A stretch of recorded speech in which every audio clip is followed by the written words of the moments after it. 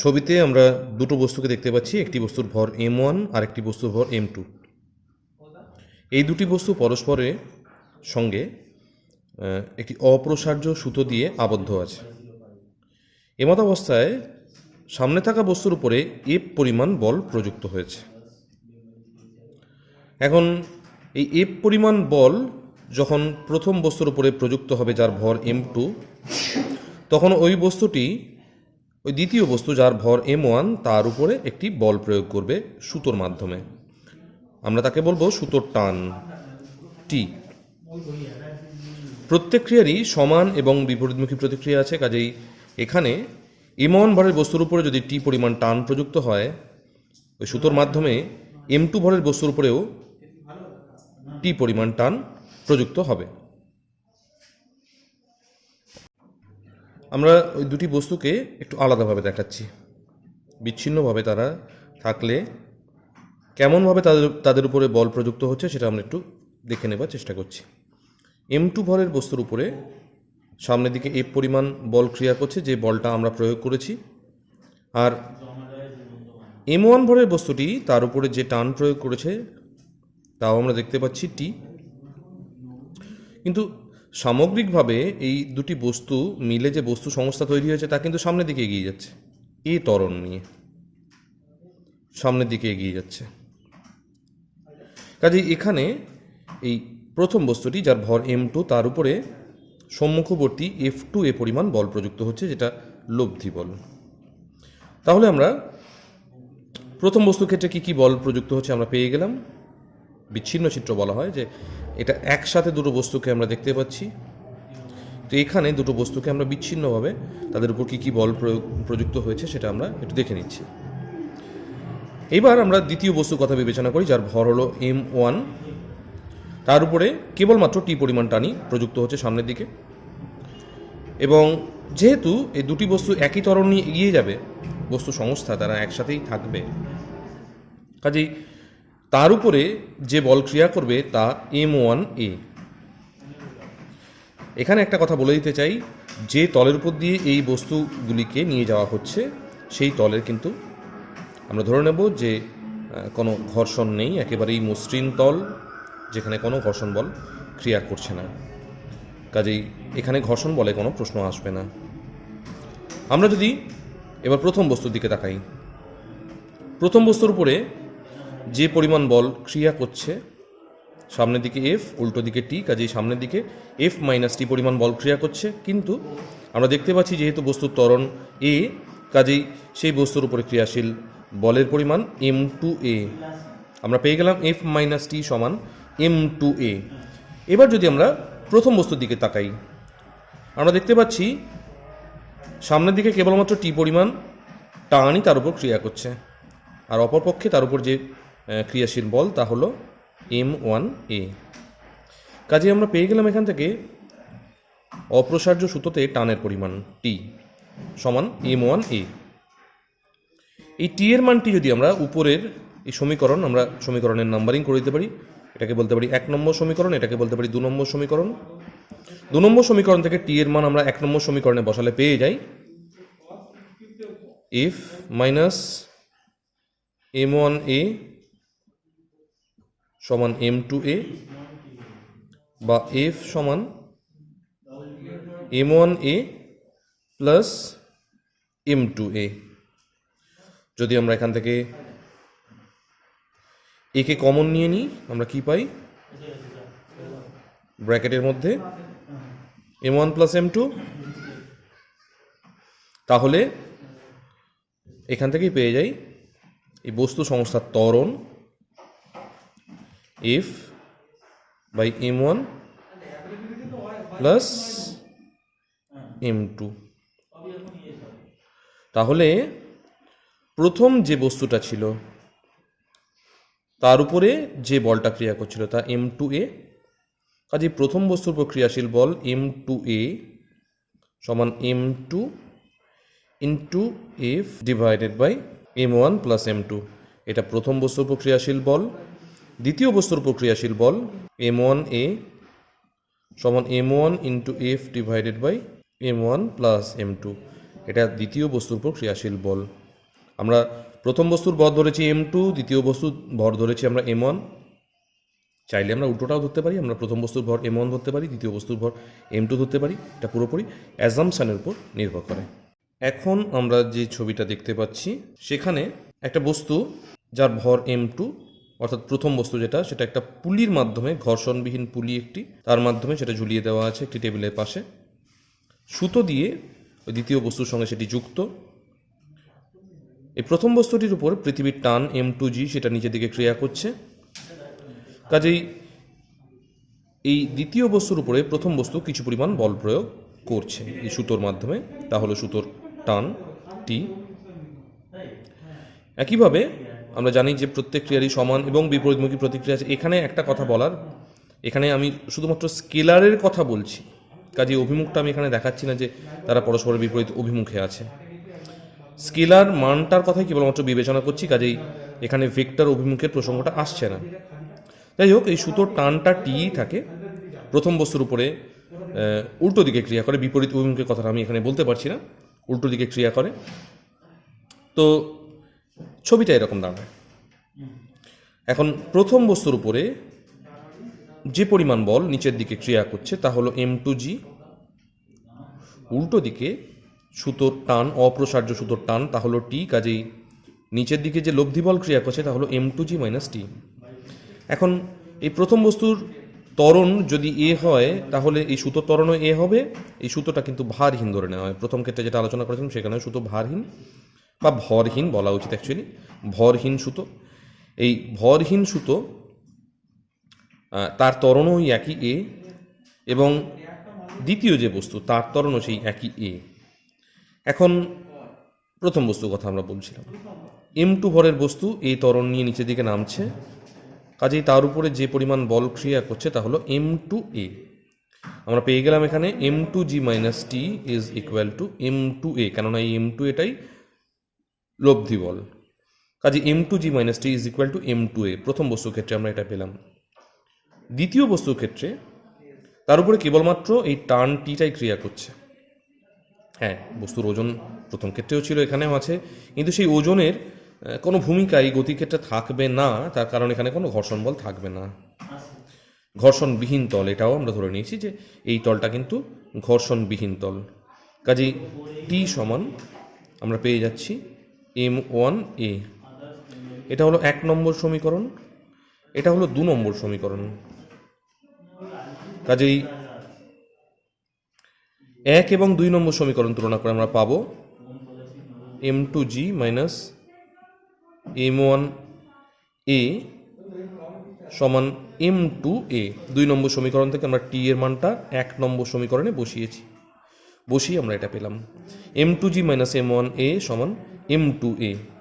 কাজে এখান থেকে আমরা বলতে পারি যে M2G সমান M1A প্লাস M2A। কাজে এখান থেকে আমরা একইভাবে পেয়ে যাই M2 divided by M1 plus M2 into G।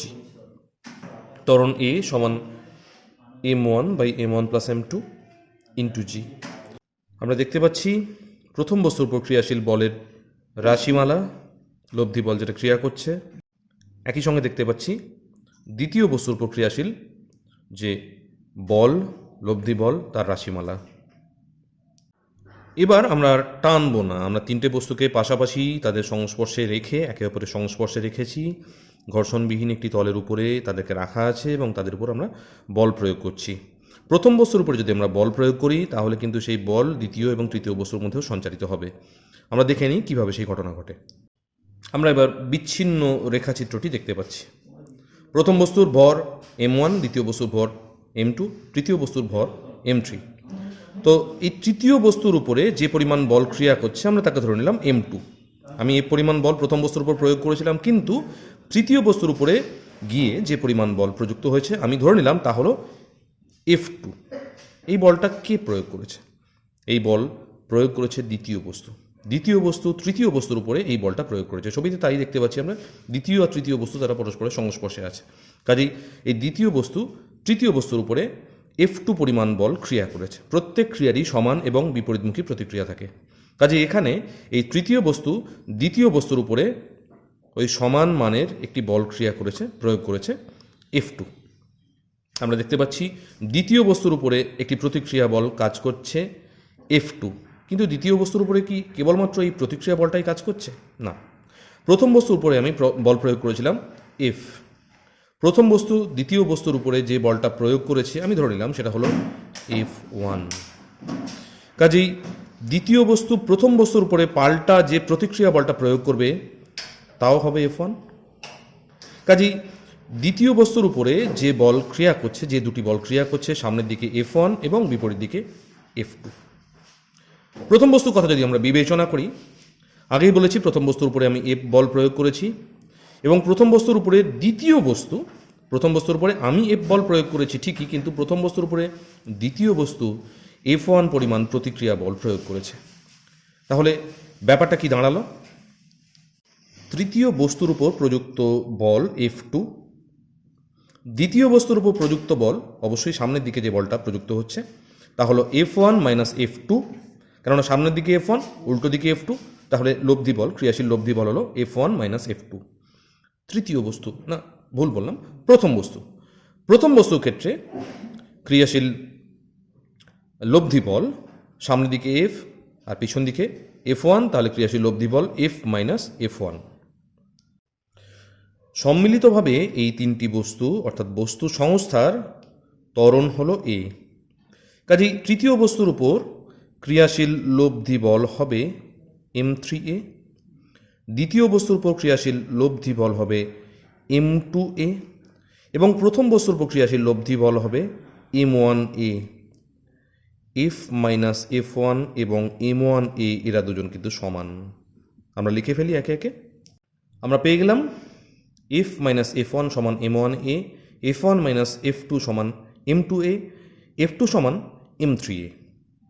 আমরা যদি এবারে 3 নম্বর সমীকরণ থেকে F2-র মান 2 নম্বর সমীকরণে বসাই এবং তারপর আমরা ধাপে ধাপে এগিয়ে যাই, আমরা কি পাবো? আমরা দেখতে পাচ্ছি F1 মাইনাস M3A সমান M2A, কেননা 2 নম্বর সমীকরণে আমরা 3 নম্বর সমীকরণ থেকে F2-র মানটা বসিয়ে দিয়েছি। F1 এর মান আমরা পেলাম M2A প্লাস M3A, এখান থেকে বললাম 4 নম্বর সমীকরণ। এই F1 এর মানটা আবার আমরা 4 নম্বর সমীকরণ থেকে 1 নম্বর সমীকরণে বসালাম। আমরা পেয়ে গেলাম F minus M2A plus M3A ব্র্যাকেটের মধ্যে সমান M1A, ডান পক্ষে নিয়ে গেলাম। F এর মানটা পেয়ে গেলাম M1A plus M2A plus M3A, একে কমন নিলাম ডান পক্ষে। আমরা পেয়ে গেলাম F সমান M1 plus M2 plus M3 ব্র্যাকেটের মধ্যে তার সঙ্গে গুণ A, কাজে A সমান F divided by M1 plus M2 plus M3। এটাই হলো এই তিনটি বস্তুর অর্থাৎ বস্তু সংস্থার সামগ্রিকভাবে যে ত্বরণ তা হলো A। আমরা পেয়ে গেলাম এই তিনটি বস্তুর বা বস্তু সংস্থার সামগ্রিক অবস্থায় ত্বরণ। কাজেই প্রথম বস্তুর উপর ক্রিয়াশীল বলের রাশিমালা যে লব্ধি বল তা পেতে গেলে আমরা M1 এর সঙ্গে একে গুণ করব। একইভাবে দ্বিতীয় বস্তুর ক্ষেত্রে আমরা তার ভর গণিতক ত্বরণ বের করব। তৃতীয় বস্তুর ক্ষেত্রে আমরা তার ভর অর্থাৎ M3-র সঙ্গে আমরা ত্বরণকে গুণ করব। আমরা বুঝতে পারছি এর মান আমরা যদি এখানে বসাই তাহলে তিনটি বস্তুর উপর আলাদা আলাদাভাবে কত পরিমাণ বল ক্রিয়া করছে তা কিন্তু আমরা পেয়ে যাব। আমরা বন্দুক আর গুলির একটি ছবি দেখতে পাচ্ছি। এখানে বন্দুকের ভর ক্যাপিটাল M এবং গুলির ভর আমরা ধরে নিচ্ছি ছোট হাতের m, স্মল m। তারা দুজনেই এখন স্থির অবস্থায় আছে। কাজেই বন্দুকের মোট রৈখিক ভরবেগ গুলিসহ আমরা এইভাবে বের করে ফেলতে পারি। বন্দুকের ভর গুণিতক বন্দুকের বেগ প্লাস গুলির ভর গুণিতক গুলির বেগ, এই হলো বন্দুক এবং গুলির মোট রৈখিক ভরবেগ গুলি বন্দুক থেকে বেরোনোর আগে। এখন যদি আমরা ফায়ার করার পরের মুহূর্তটা যদি আমরা বিবেচনা করি, আমরা ধরে নিলাম যে গুলিটা সামনের দিকে ছুটে যাচ্ছে, তার বেগ v, কাজেই তার ভরবেগ mv, তার ভর m এবং বেগ v, কাজেই তার ভরবেগ mv। বন্দুকটার কথা আমরা এখনো পর্যন্ত কিছু জানি না, তা কী হবে আমরা জানি না। আমরা ধরে নিলাম তার বেগ ক্যাপিটাল ভি, তার ভর তো আমরা জানি ক্যাপিটাল এম। কাজেই এখানে তাদের যে সংঘাতের পরের মুহূর্ত, সেই পরের মুহূর্তের কথা আমরা যদি বিবেচনা করি, আমরা পেয়ে যাই যে বন্দুক এবং গুলির মোট রৈখিক ভরবেগ small M small V plus capital M capital V. এই বন্দুকের যে বেগ, এই বেগকে বলা হয় প্রতিক্ষিপ্ত বেগ। আমরা দেখে নিই যে আমরা এখান থেকে বন্দুকের প্রতিক্ষিপ্ত বেগটা কেমনভাবে নির্ণয় করতে পারি। যেহেতু বাইরে থেকে কোনো বল প্রযুক্ত হয়নি, ওর ইন্টারনাল মেকানিজমের দ্বারাই, যেহেতু বাইরে থেকে কোনো বল প্রযুক্ত হয়নি, ওই বন্দুকের ইন্টারনাল মেকানিজমের দ্বারাই এই গুলিটি বন্দুকের বাইরে ছিটকে বেরিয়েছে। কাজেই রৈখিক ভরবেগের সংরক্ষণ সূত্র আমরা এখানে প্রয়োগ করতে পারি। অর্থাৎ তাদের সংঘাতের পূর্বে মোট যে রৈখিক ভরবেগ এবং তাদের সংঘাতের পূর্বে মোট যে রৈখিক ভরবেগ এবং সংঘাতের পরে মোট যে রৈখিক ভরবেগ, এই দুটোকে আমরা সমান বলে লিখতে পারি। কাজেই আমরা এখান থেকে পেয়ে যাই যে বাম পক্ষ তো শূন্য হয়ে যাচ্ছে, ডান পক্ষে M V plus capital M capital V.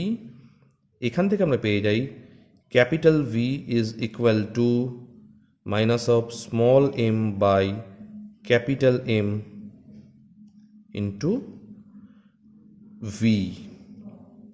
কাজে এটাই হলো বন্দুকের প্রতিক্ষিপ্ত হওয়ার পর বেগ। যে বেগ আমরা দেখতে পাচ্ছি ভি এর সঙ্গে একটা মাইনাস সাইন গুণ হয়ে গেছে, মান তার যাই হোক না কেন একটা মাইনাস সাইন এসে গেছে। কাজে আমরা বুঝতে পারলাম বন্দুকটি এখানে কিন্তু উল্টো দিকে ছিটকে যাবে। এই প্রতিক্ষেপ বেগ বা প্রতিক্ষিপ্ত বেগ যাই বলো না কেন, এটার প্রভাবে কিন্তু যে গুলি ছোঁড়ে সে কিন্তু একটা ধাক্কা অনুভব করে। কাজেই আমরা সেই ধাক্কার কারণটাও জানতে পারলাম এবং একই সঙ্গে বন্দুকের এই প্রতিক্ষেপ বা প্রতিক্ষিপ্ত বেগের রাশিমালাও আমরা নির্ণয় করে ফেললাম। দুটি বলের অধীনে সাম্য প্রতিষ্ঠিত হয় কখন, আমরা অনেক আগে থেকেই সেটা জেনে আসছি।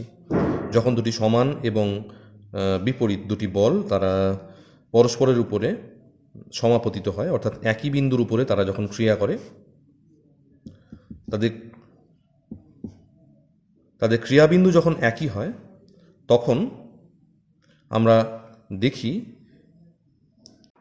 দুটি বল যখন একই বিন্দুতে ক্রিয়া করে এবং সেই দুটি বলের মান যদি সমান হয়, তাদের অভিমুখ যদি বিপরীত হয়, তখন ওই দুটি বল তারা সাম্য প্রতিষ্ঠা করে। কিন্তু তিনটে বলও কিন্তু একইভাবে সাম্য প্রতিষ্ঠা করতে পারে। আমরা এই সমস্ত বিষয়গুলো গাণিতিক সমস্যা সমাধান করতে করতে আরও বেশি করে বুঝতে পারবো। শুধুমাত্র আমি এখন যে উপপাদ্যর কথা বলবো তাকে আমরা বলি ল্যামির উপপাদ্য। সেই ল্যামির উপপাদ্যটা আমরা সংক্ষেপে জেনে রাখবো এবং এটা ব্যবহার করে বিভিন্ন অঙ্ক আমাদের করতে হতে পারে। আমরা পি বলকে দেখতে পাচ্ছি, কিউ বলকে দেখতে পাচ্ছি, আর বলকে দেখতে পাচ্ছি। তারা পরস্পরের মধ্যে কিছু পরিমাণ কোণ করে আছে। পি এবং আর এর মধ্যে কোণটি হলো গামা, পি এবং কিউ এর মধ্যে কোণটি হলো আলফা, আর এবং কিউ এর মধ্যে কোণটি হলো বিটা, বা কিউ এবং আর এর মধ্যে কোণটি হলো বিটা। এই তিনটি বল যদি পরস্পর সাম্য সৃষ্টি করে, অর্থাৎ যে বিন্দুতে ক্রিয়া করছে এই বল আমি যদি ধরে নিই সেই বিন্দুটা হলো ও বিন্দু, এই ও বিন্দুতে যদি তিনটি বল ক্রিয়া করে সাম্যাবস্থা সৃষ্টি করে, তাহলে আমরা এই তিনটি বলের মান নির্ণয় করার জন্য এটি সূত্রের প্রয়োগ করি, এটি সূত্র ব্যবহার করি। এই সূত্রটিকে বলা হয় ল্যামির উপপাদ্য। সূত্র না বলে তাই আমরা যদি একে ল্যামির উপপাদ্য বলি তাহলেই ভালো। তো এই ল্যামির উপপাদ্য কি বলছে সেটা আমরা একটুখানি দেখে নিই। আমরা দেখতে পাচ্ছি একটি সমীকরণ, পি বাই সাইন বিটা সমান কিউ বাই সাইন গামা সমান আর বাই সাইন আলফা। এখানে আমরা দেখতে পাচ্ছি যে পি এর উল্টো দিকে যে কোণটা, অর্থাৎ কিউ এবং আর এর মধ্যবর্তী কোণ বিটা, সাইন আকারে পি এর নিচে বসে গেছে, কিউ এর পরে বসে গেছে, কিউ এর নিচে বসে গেছে সাইন গামা, আর এর নিচে বসে গেছে সাইন আলফা। যদি তিনটি বল তারা পরস্পর সাম্যাবস্থা সৃষ্টি করে, তাহলে আমরা তাদের ক্ষেত্রে এই উপপাদ্যটি প্রয়োগ করে পি কিউ আর এর মান অথবা আলফা বিটা এবং গামার মানও নির্ণয় করতে পারি। যদি কয়েকটি রাশিমালা আমাদের কয়েকটি রাশির মান যদি আমাদের জানা থাকে, তাহলে কিন্তু আমরা বাকি যে রাশিগুলি সেগুলির মান আমরা বের করে ফেলতে পারি ল্যামির উপপাদ্য প্রয়োগ করে। যাই হোক, যেটুকু আলোচনা হলো এই নিউটনের গতিসূত্র সংক্রান্ত, তা কিন্তু একেবারেই বেসিক আলোচনা এবং তার উপরে ভিত্তি করেই কিন্তু তোমাদেরকে আরও বেশি প্রবলেম সলভ করার দিকে মন দিতে হবে, এবং প্রবলেম সলভ করতে গিয়ে যদি কোথাও অসুবিধার সম্মুখীন হও, সেক্ষেত্রে তোমরা প্রযুক্তিগতভাবে বিদ্যালয়ের সঙ্গে যোগাযোগ করবে। ধন্যবাদ সকলকে।